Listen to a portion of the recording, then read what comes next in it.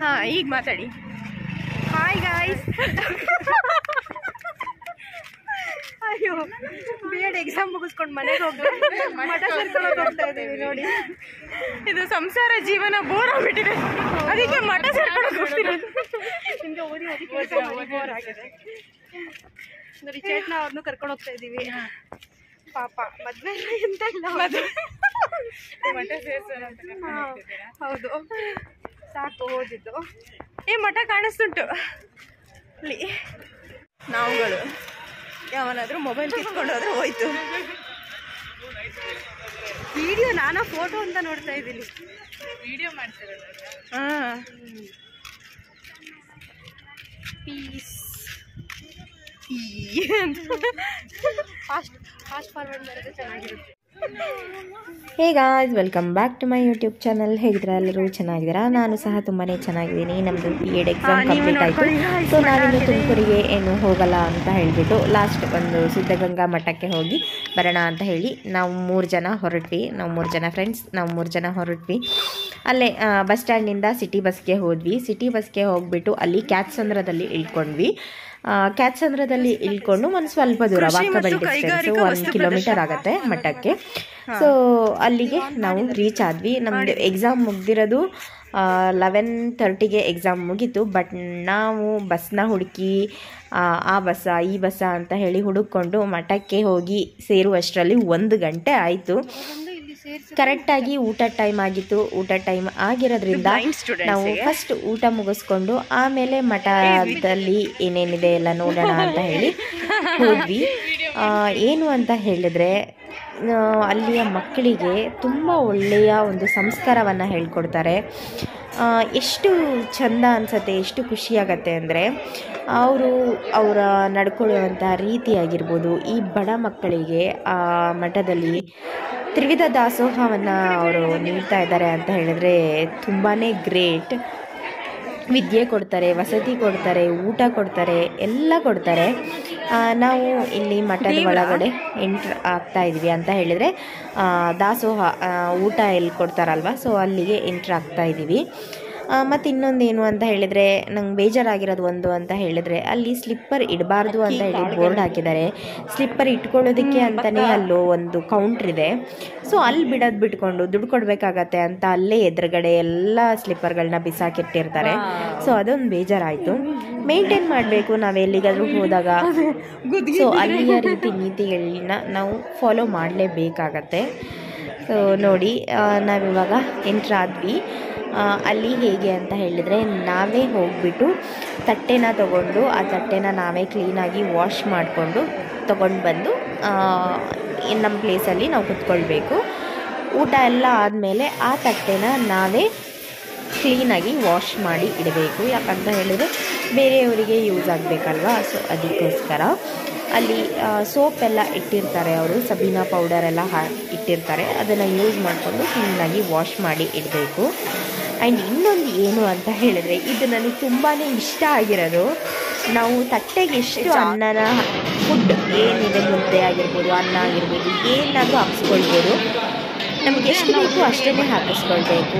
ಏನಾದರೂ ನಾವೇನಾದರೂ ತಟ್ಟೆನಲ್ಲೇ ಬಿಟ್ವಿ ಬೇಸಾಕಕ್ಕೆ ಏನಾದರೂ ಹೋದ್ವಿ ಅಂತ ಹೇಳಿದ್ರೆ ಅವರು ವಾಪಸ್ ನಮ್ಮನ್ನು ಕರ್ಕೊಬಂದು ಇಲ್ಲಿ ಕೂರಿಸ್ಬಿಟ್ಟು ಪೂರ್ತಿ ಖಾಲಿ ಮಾಡಿ ಅಂತ ಕೂರಿಸ್ತಾರೆ. ನಮ್ಮ ಎದುರುಗಡೆನೇ ಒಂದು ಇನ್ಸಿಡೆಂಟ್ ಆ ಥರ ನಡೀತು.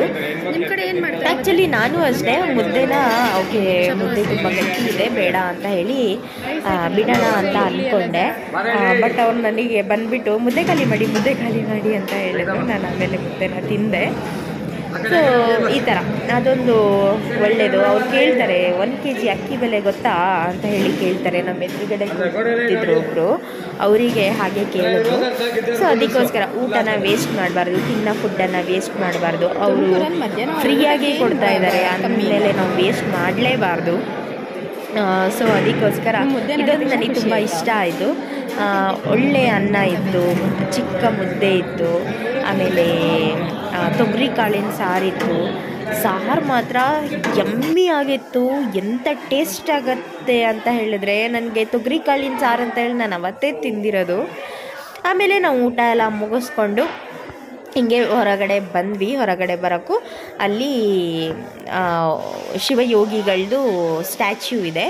ಸೊ ಅಲ್ಲಿ ಹೋಗಿಬಿಟ್ಟು ಅಲ್ಲಿಂದ ಮತ್ತೆ ನಾವು ಆ ಕಡೆ ಒಂದು ಈ ಶಿವಕುಮಾರ ಸ್ವಾಮೀಜಿಗಳದ್ದು ಲೈಫ್ ಹಿಸ್ಟ್ರಿ, ಅವ್ರು ಹೇಗೆ ಸನ್ಯಾಸತ್ವವನ್ನು ಸ್ವೀಕಾರ ಮಾಡಿದ್ರು, ಅವ್ರದ್ದು ಫ್ರಮ್ ಬರ್ತಿಂದ ಟಿಲ್ ಅವರು ಅಬ್ದುಲ್ ಕಲಾಂ ಅವ್ರ ಜೊತೆ ಮಾತಾಡಿದ್ರಲ್ವ, ಸೊ ಅಲ್ಲಿವರೆಗೂ ಸಹ ಸ್ಟ್ಯಾಚ್ಯೂಗಳನ್ನ ಇಟ್ಟಿದ್ದಾರೆ.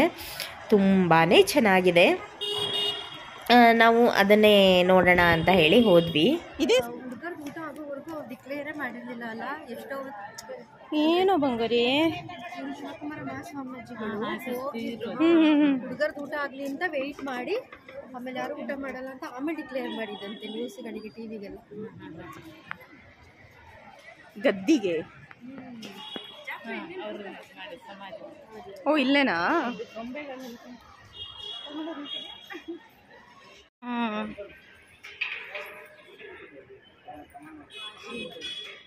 ಎಲ್ಲ ನೋಡ್ಕೊಂಡು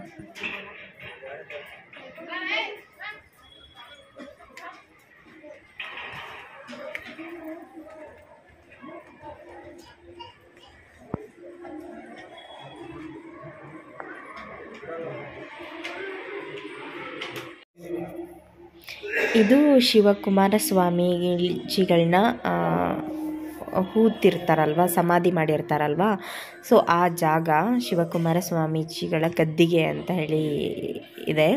ಸೊ ತುಂಬಾ ಚೆನ್ನಾಗಿದೆ ನೋಡಿ. ಅಂತಹ ಒಬ್ಬ ಮಹಾನ್ ವ್ಯಕ್ತಿಯನ್ನು ಸಮಾಧಿ ಮಾಡಿರುವಂಥ ಜಾಗ. ಸೊ ತುಂಬಾ ಶ್ರೇಷ್ಠವಾದ ಜಾಗ ಅಂತ ಹೇಳ್ಬೋದು.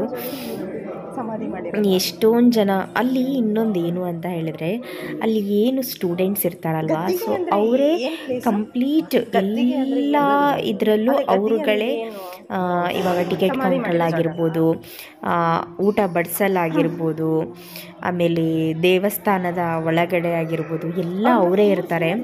ಸೊ ಅದೊಂದು ಪ್ಲಸ್ ಥಿಂಗ್ ಏನಂತ ಹೇಳಿದರೆ, ಮಕ್ಕಳು ವಿದ್ಯೆ ಜೊತೆ ಎಲ್ಲ ಜವಾಬ್ದಾರಿಗಳನ್ನೂ ಕಲಿತಾರೆ. ಸೊ ಅದೊಂದು ಒಳ್ಳೆಯ ಒಂದು ಅಭ್ಯಾಸ ಅಂತಲೇ ಹೇಳ್ಬೋದು. ಬರೀ ಮಕ್ಕಳನ್ನು ಅಲ್ಲಿ ಬರೀ ಬುಕ್ ವಾರ್ಮ್ ಆಗೋದಕ್ಕೆ ಬಿಡಲ್ಲ, ಎಲ್ಲ ರೀತಿಯಿಂದಲೂ ಮಕ್ಕಳಿಗೆ ಒಂದು ವಿದ್ಯಾಭ್ಯಾಸವನ್ನು ಅವರು ನೀಡ್ತಾರೆ. ನಾನು ವಿಡಿಯೋವನ್ನು ಮಾಡ್ಕೊಬಂದೆ.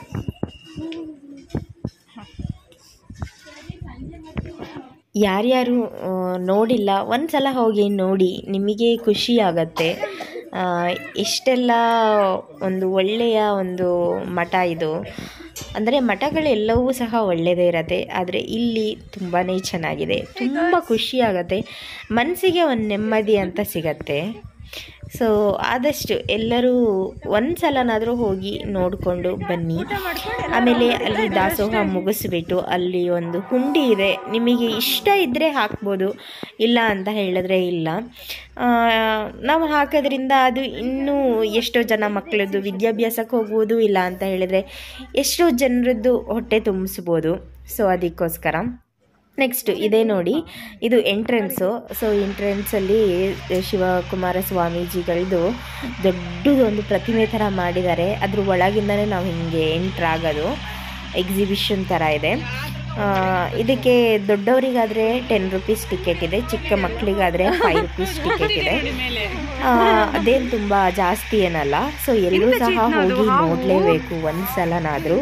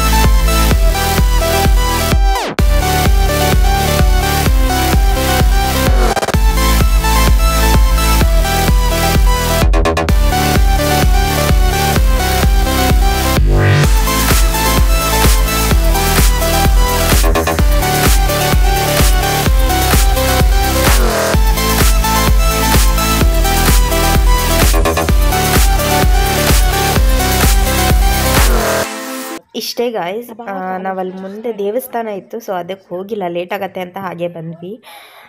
ಐ ಹೋಪ್ ನನ್ನ ಈ ಒಂದು ವಿಡಿಯೋ ನಿಮಗೆಲ್ರಿಗೂ ಇಷ್ಟ ಆಗಿದೆ ಅಂತ ಅಂದ್ಕೊಂಡಿದ್ದೀನಿ. Thank you for watching. Lots of love. ಹೀಗೆ ಸಪೋರ್ಟ್ ಮಾಡಿ. Thank you.